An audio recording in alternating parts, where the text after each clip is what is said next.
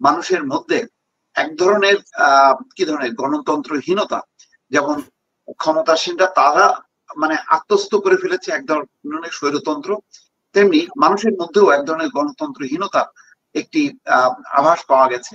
কেন এখানে তারা দেখে যে ভোট হয় কিন্তু মানে ভোট হয় না, অ্যাজ ইট ইজ যেটা আছে সেটা রেখে দিল। তাহলে কি ছাত্ররা চুপ করে থাকবে, আন্দোলন করবে না? আন্দোলন করবে। তো সুতরাং এটা কোনো কি বলে কোন দলের পক্ষে কোনো আন্দোলন না, কোন রাজনৈতিক শক্তির বিরুদ্ধে আন্দোলন না। যদিও সরকার বারবার ইন্ডিকেট করার চেষ্টা করছে যে এরা হচ্ছে রাজাকার, এরা বিরোধী শক্তি, এটাকে ট্যাগ দেওয়ার চেষ্টা করতেছে। আমার ধারণা যে এই অভিভাবকরা বা রাজনৈতিক দলগুলো আজকে যেমন আমির খসরু মাহমুদ বলছেন যে বিরোধী কোন দাবি নিয়ে কেউ আন্দোলন করলেই সেখানে সরকার শুরুতেই একটা জিনিস সামনে আনে যে বিরোধী রাজনৈতিক দলগুলো ষড়যন্ত্র করছে। যেমন বহু আগেই কিন্তু বলা হয়েছে যে কোটা আন্দোলনের উপর ভর করেছে জামাত বিএনপি। তো সম্ভবত এই আন্দোলন মানে বিএনপি বা অন্য রাজনৈতিক দলগুলো চায় না যে ছাত্রদের এই আন্দোলন ছাত্ররাই করুক। তো যেহেতু 18 সালেও কিন্তু একই অবস্থা, সেখানেও কিন্তু রাজনৈতিক দলগুলো অংশ নেয়নি, যেহেতু তখন সরকার একটু সহনীয় ছিল, নমনীয় ছিল, হয়তো সামনে নির্বাচন। কিন্তু এখন মনে করছে যে তারা অনেক বেশি শক্তিশালী, সেই জন্য তারাই। তো আমি মনে করি যে আসলে এই সমস্ত গুলো মানে সরকার যাই বলুক না কেন, রাজনৈতিক দলগুলো যদি মনে করে যে এটা যৌক্তিক আন্দোলন তাহলে সমর্থন দেবে। এরশাদ বিরোধী আন্দোলনের সময় আমরা ছাত্ররা যখন কি মসজিদ খানে শিক্ষা কমিশন সহ নানা যৌক্তিক আন্দোলন করেছি, তখন কি রাজনৈতিক দল ওই বিএনপি বা আওয়ামী লীগ তারা কি সমর্থন দেয়নি? দিয়েছে। তো আমিও মনে করি যে শুধু ছাত্ররা কেন, ছাত্র, কৃষক, শ্রমিক, যে কোনো পেশাজীবী যদি সেটা যৌক্তিক হয় সেটাকে অবশ্যই তাকে সাপোর্ট দিতে হবে। এবং এখন তো চরম বিপদে, সুতরাং অভিভাবকদেরও ভাবতে হবে। শিক্ষক যারা শুধু নিজেদের বেতন ভাতার জন্য আজকে তারা দৌড়দৌড়ি করছেন, তাদেরও আজকে অগ্নি পরীক্ষা যে তারা তাদের বৃত্ত ভেঙে আসবেন কিনা, নাকি শুধু তারা তাদের বৃত্তেই থাকবেন। এটা সবার জন্য একটা পরীক্ষা হয়ে গেল হচ্ছে যে এই আন্দোলন গুলোতে যৌক্তিক আন্দোলন আমরা যদি মনে করি যে কোটা সংস্কার আন্দোলন যৌক্তিক, যেমন এখানে তো আমার সন্তান কেউ নেই, কিন্তু আমিও মনে করি যে যে প্রজন্ম লড়ছে সেই প্রজন্ম আমার প্রজন্ম, এটাকে আমি ওন করি, তাহলে আমার সমর্থন দেওয়া উচিত। তাই আমি মনে করি যে প্রত্যেক নাগরিকের এটা উচিত।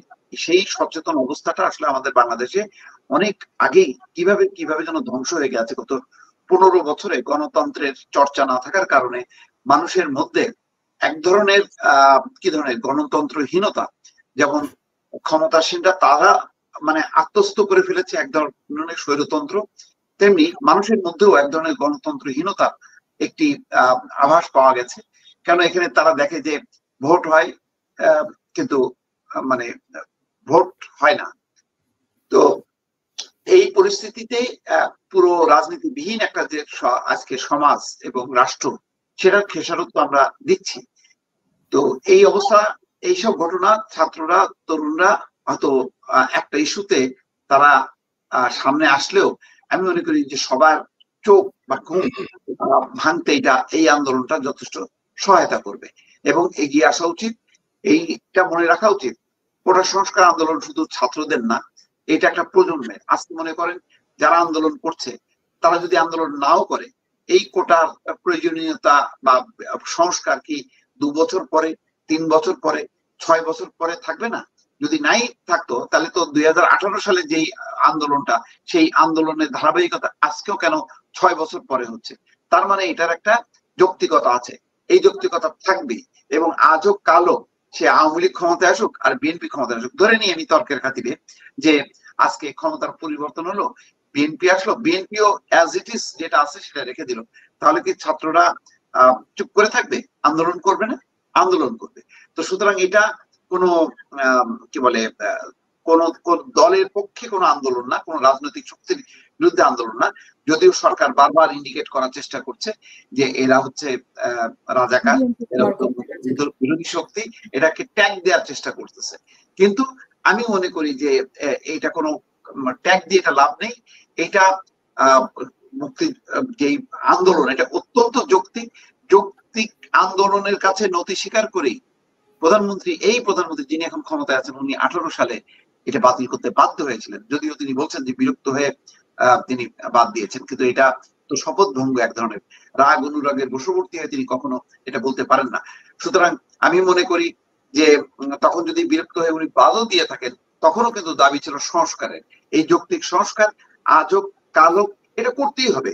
এটা নিয়ে যদি মানে জেদ করে কেউ বসে থাকে, এই সরকার হোক পরের সরকার হোক, এটা রক্তক্ষরণ হবে, কিন্তু সংকটের সমাধান হবে না, এটা পরিবর্তন হতেই হবে।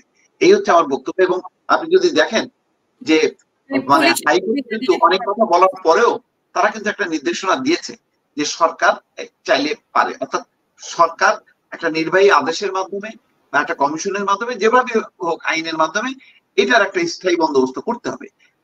দুঃখজনক হচ্ছে আমাদের পুলিশ প্রশাসন বা আজকে বিশ্ববিদ্যালয়ের প্রশাসন খুবই তাদের ভূমিকা ন্যাক্কারজনক।